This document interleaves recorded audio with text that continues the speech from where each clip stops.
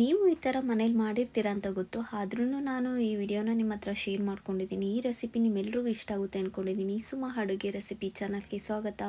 ಇನ್ನೂ ನನ್ನ ಚಾನಲ್ ಯಾರೆಲ್ಲ ನೋಡಿ ಸಬ್ಸ್ಕ್ರೈಬ್ ಮಾಡಿಲ್ಲ, ಪ್ಲೀಸ್ ಸಬ್ಸ್ಕ್ರೈಬ್ ಮಾಡಿ. ಈ ವಿಡಿಯೋನ ಕೊನೆ ತನಕ ನೋಡಿ, ಸ್ಕಿಪ್ ಮಾಡ್ದಲೆ. ಇವತ್ತು ಮಾಡ್ತಿರೋಂಥದ್ದು ನಿಮಗೆ ಗೊತ್ತಾಗ್ತಿದೆ ಏನು ಸಾಂಬಾರು ಮಾಡ್ತಿದ್ದೀನಿ ಅಂತ. ಮಿಕ್ಸ್ ಕಾಳು ಸಾಂಬಾರು ಮಾಡ್ತಾಯಿದ್ದೀನಿ. ಇದು ಅನ್ನಕ್ಕಾಗ್ಬೋದು, ಇಲ್ಲ ಮುದ್ದೆಗಾಗ್ಬೋದು, ಯಾವುದಕ್ಕಾದ್ರೂ ಚೆನ್ನಾಗಿರುತ್ತೆ. ಈವನ್ ರೊಟ್ಟಿಗಾದರೂ ಅಷ್ಟೇ ತುಂಬ ಚೆನ್ನಾಗಿ ಬರುತ್ತೆ. ಬನ್ನಿ ಹೇಗೆ ಮಾಡೋದು ಅಂತ ನೋಡ್ಕೊಂಬರೋಣ. ನಾನಿಲ್ಲಿ ನೈಟೇ ಕಾಳನ್ನ ನೆನೆಹಾಕಿದ್ದೆ.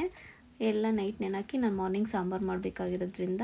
ಹಾಗೆ ನಾನು ಒಂದು ಅರ್ಧ ಕಪ್ಪಷ್ಟು ಕಾಯಿ ತುರಿ ತೊಗೊಂಡಿದ್ದೀನಿ. ಒಂದು 7ರಿಂದ 8 ಬೆಳ್ಳುಳ್ಳಿನ ತೊಗೊಂಡಿದ್ದೀನಿ. ಹಾಗೆ ಒಂದೇ ಒಂದು ಈರುಳ್ಳಿನ ಉದ್ದುದಾಗಿ ಕಟ್ ಮಾಡಿ ಇಟ್ಕೊಂಡಿದ್ದೀನಿ. ನಂತರ 2 ಬೇಡಿಗೆ ಮೆಣಸಿನ್ಕಾಯಿನ ತೊಗೊಂಡಿದ್ದೀನಿ. ಹಾಗೆ 2 ಟೊಮೊಟೊನ ತೊಗೊಂಡಿದ್ದೀನಿ. ಸ್ವಲ್ಪ ಒಂದೇ ಒಂದು ಚಕ್ಕೆ, 2ರಿಂದ 3 ಲವಂಗನ ಹಾಕ್ಕೊತಾ ಇದ್ದೀನಿ.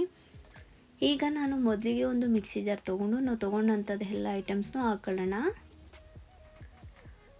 ಸ್ವಲ್ಪ ಕಾಯಿ, ಹಾಗೆ ಬೆಳ್ಳುಳ್ಳಿ, ಅದಾದ ನಂತರ ಒಂದು ಈರುಳ್ಳಿ, ಚಕ್ಕೆ, ಲವಂಗ ಅದೆಲ್ಲ ಒಟ್ಟಿಗೆ ಹಾಕ್ಕೊಳ್ಳೋಣ. ನಾನು ತೊಗೊಂಡಂಥ ಏನು ತೊಗೊಂಡಿದ್ದೀನೋ ಅದೆಲ್ಲ ಹಾಕ್ಕೊಳ್ಳೋಣ. ಹಾಗೆ ಟೊಮೊಟೊನ ಸ್ವಲ್ಪ ಕಟ್ ಮಾಡಿಬಿಟ್ಟು ಹಾಕ್ಕೋತಾ ಇದ್ದೀನಿ ನಾನು.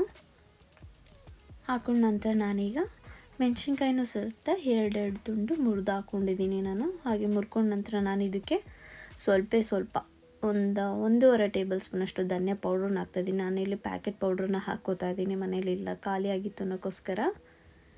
ನಿಮ್ಮ ಮನೇಲೇ ಮಾಡಿದರೆ ಮನೆಯದನ್ನ ಹಾಕ್ಕೋಬೋದು. ಹಾಗೆ ನಾನಿಲ್ಲಿ 1-2 ಟೇಬಲ್ ಸ್ಪೂನಷ್ಟು ಸಾಂಬಾರು ಪುಡಿನ ಹಾಕ್ಕೋತಾ ಇದ್ದೀನಿ. ಹಾಕ್ಕೊಂಡು ಈಗ ಸ್ವಲ್ಪ ನೀರು ಹಾಕ್ಬಿಟ್ಟು ಇದನ್ನು ಸ್ವಲ್ಪ ಚೆನ್ನಾಗಿ ನುಣ್ಣಗೆ ರುಬ್ಕೊಂಬರೋಣ. ನೋಡಿ, ಈಗ ನಾನು ರುಬ್ಕೊಂಬಂದಿದ್ದೀನಿ.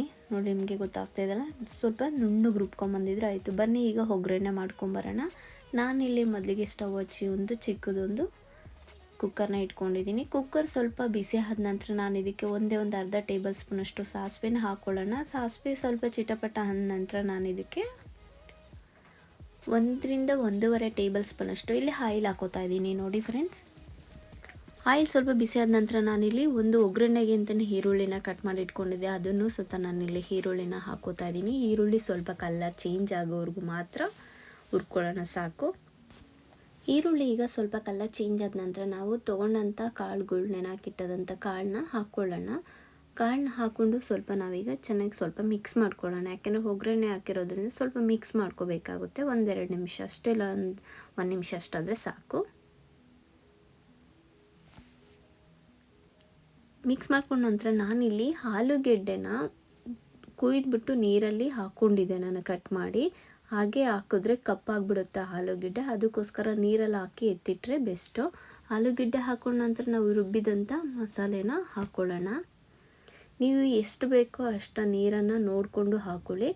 ತುಂಬ ಸ್ವಲ್ಪ ಗಟ್ಟಿ ಬೇಕು ಅನ್ನೋದಾದರೆ, ಇಲ್ಲ ನೀವು ಚಪಾತಿ ಮಾಡ್ಕೋತೀನಿ ಅನ್ನೋದೇ ಆದರೆ ಸ್ವಲ್ಪ ಗಟ್ಟಿ ಮಾಡ್ಕೊಳ್ಳಿ. ಇಲ್ಲ ಅಂದರೆ ಪೂರಿಗೆ ಬೇಕು ಅನ್ನೋದಾದರೂ ಗಟ್ಟಿ ಮಾಡ್ಕೊಳ್ಳಿ. ನಾನಿಲ್ಲಿ ರೈಸ್ಗೆ ಇಲ್ಲ ಮುದ್ದೆಗೆ ಅನ್ನೋಕ್ಕೋಸ್ಕರ ಸ್ವಲ್ಪ ತೆಳ್ಳಗೆ ಮಾಡ್ಕೊಂಡಿದ್ದೆ ಅಷ್ಟೇ. ನಿಮ್ಗೆ ಯಾವ ಹದ ಬೇಕೋ ಆ ಹದಕ್ಕೆ ನೀರು ಹಾಕ್ಕೊಂಡ್ರೆ ಸಾಕು. ಸ್ವಲ್ಪ ನಾನೀಗ ರುಚಿಗೆ ತಕ್ಕಷ್ಟು ನುಚ್ಚುಪ್ಪನ್ನು, ಸಣ್ಣ ಉಪ್ಪು ಹೇಳ್ತಾರಲ್ಲ, ಅದನ್ನು ನಾನಿಲ್ಲಿ ಹಾಕ್ಕೊಂಡಿದ್ದೀನಿ. ಹಾಕ್ಕೊಂಡು ಚೆನ್ನಾಗಿ ತಿರುಗಿಸ್ಕೊಳ್ಳೋಣ, ಮಿಕ್ಸ್ ಮಾಡ್ಕೊಳ್ಳೋಣ. ಮಿಕ್ಸ್ ಮಾಡ್ಕೊಂಡ ನಂತರ ನಾನಿಲ್ಲಿ ಅರಿವೆ ಸೊಪ್ಪನ್ನು ಸ್ವಲ್ಪ ಹಾಕೋತಾ ಇದ್ದೀನಿ. 1 ಹಿಡಿಯಷ್ಟು ಅರಿವೆ ಸೊಪ್ಪು ಹಾಕೋತಿದ್ದೀನಿ. ಅರಿವೆ ಸೊಪ್ಪು ಹಾಕಿದ್ರೆ ತುಂಬ ಸಾಂಬಾರು ಚೆನ್ನಾಗಿ ಬರುತ್ತೆ ಫ್ರೆಂಡ್ಸ್. ನೀವು ಒಂದು ಸಲ ಮನೇಲಿ ಈ ಥರ ಅರಿವೆ ಸೊಪ್ಪನ್ನು ಹಾಕಿ ನೋಡಿ ಒಂದು ಸಲ, ತುಂಬ ಟೇಸ್ಟಿಯಾಗಿ ಬರುತ್ತೆ. ನಾನು ಇತ್ತು ಅನ್ನೋಕ್ಕೋಸ್ಕರ ಮನೇಲಿ ಲಾಸ್ಟಲ್ಲಿ ಹಾಕೋತಾ ಇದ್ದೀನಿ. ನಾನು ಇದು ಒಗ್ಗರಣೆಗೆಲ್ಲ ಹಾಕಿಲ್ಲ, ಲಾಸ್ಟಲ್ಲಿ ಹಾಕಿದ್ರೆ ಚೆನ್ನಾಗಿರುತ್ತೆ ಅನ್ನೋಕ್ಕೋಸ್ಕರ ಹಾಕ್ಬಿಟ್ಟು ಈಗ ನಾನು ಇದನ್ನು ಲಿಡ್ನ ಕ್ಲೋಸ್ ಮಾಡ್ತೀನಿ. ಇಲ್ಲ ಅಂತಂದರೆ 1-2 ವಿಷಲ್ ಬಂದರೆ ಸಾಕು. ಯಾಕಂದರೆ ಕಾಳು ಆಲ್ರೆಡಿ ನೆಂದಿದೆ ಅಲ್ವಾ, ಅದಕ್ಕೋಸ್ಕರ 2 ವಿಷಲ್ ಕೂಗಿಸ್ಕೊಂಡ್ರೆ ಸಾಕಾಗುತ್ತೆ. 2 ವಿಷಲ್ ಆದಮೇಲೆ ನಾನು ನಿಮಗೆ ತೋರಿಸ್ತೀನಿ ಫ್ರೆಂಡ್ಸ್. ನೋಡಿ, ಈಗ 2 ವಿಷಲ್ ಆಗಿದೆ, ಏರೆಲ್ಲ ಹೋಗಿದೆ. ಈಗ ನಾನು ಇದನ್ನು ಲಿಡ್ನ ಓಪನ್ ಮಾಡ್ತಾ ಇದ್ದೀನಿ. ನೋಡಿ, ಸಾಂಬಾರೇನು ತುಂಬಾ ಗಟ್ಟಿ ಆಗಿಲ್ಲ, ನನಗೆ ಕರೆಕ್ಟಾಗಿ ಒಂದು ಹದನೇ ಬಂದಿದೆ. ನೋಡಿ ಎಷ್ಟು ಚೆನ್ನಾಗಿ ಬಂದಿದೆ ಅಲ್ವಾ ಫ್ರೆಂಡ್ಸ್. ನೋಡಿ ಎಷ್ಟು ಚೆನ್ನಾಗಿ ಬೆಂದಿದೆ ಅಂತ ಗೊತ್ತಾಗ್ತಿದೆ ಅಲ್ಲ ನಿಮಗೂ. ನಾನು ಒಂದು ಬಟ್ಲಿಗೆ ನಾನೀಗ ಸರ್ವ್ ಮಾಡ್ಕೋತಾ ಇದ್ದೀನಿ. ತುಂಬ ಚೆನ್ನಾಗಿ ಬಂತು ಫ್ರೆಂಡ್ಸ್. ನೀವು ಇಲ್ಲಿ ನಿಮ್ಮ ಮನೇಲಿ ಏನಾದರೂ ಮಾಡಬೇಕು ಅನ್ನೋದಾದರೆ, ಏನೂ ತರಕಾರಿ ಇಲ್ಲ ಅನ್ನೋದೇ ಆದರೆ ಈ ಥರ ಕಾಳುಗಳ್ನ ನೆನೆಹಾಕ್ಬಿಟ್ಟು ಕಾಳುಗಳ್ನ ತಿನ್ನಿ, ತುಂಬ ಚೆನ್ನಾಗಿರುತ್ತೆ. ಹಾಗೆ ಸಾಂಬಾರಾದರೂ ಮಾಡ್ಕೊತೀನಿ, ಇಲ್ಲ ಜಸ್ಟ್ ಹಾಗೆ ಬೇಯಿಸ್ಬಿಟ್ಟು ಪಲ್ಯ ಆದರೂ ಮಾಡ್ಕೊತೀನಿ. ಸೂಪರಾಗಿರುತ್ತೆ ಮಾತ್ರ. ಒಣಕಾಳನ್ನ ನೆನೆಸ್ಬಿಟ್ಟು ಸಾಂಬಾರು ಮಾಡೋದ್ರಿಂದ ಸಾಂಬಾರು ವೆರಿ ಸೂಪರಾಗಿ ಬರುತ್ತೆ. ಈ ವಿಡಿಯೋ ನಿಮ್ಮೆಲ್ರಿಗೂ ಇಷ್ಟ ಆಯಿತು ಅಂದ್ಕೊಂಡಿದ್ದೀನಿ. ಇಷ್ಟ ಆದರೆ ಒಂದು ಲೈಕ್ ಮಾಡಿ, ಶೇರ್ ಮಾಡಿ, ಹಾಗೆ ಕಮೆಂಟ್ ಸೆಕ್ಷನಲ್ಲಿ ಕಮೆಂಟ್ಸ್ ಮಾಡಿ.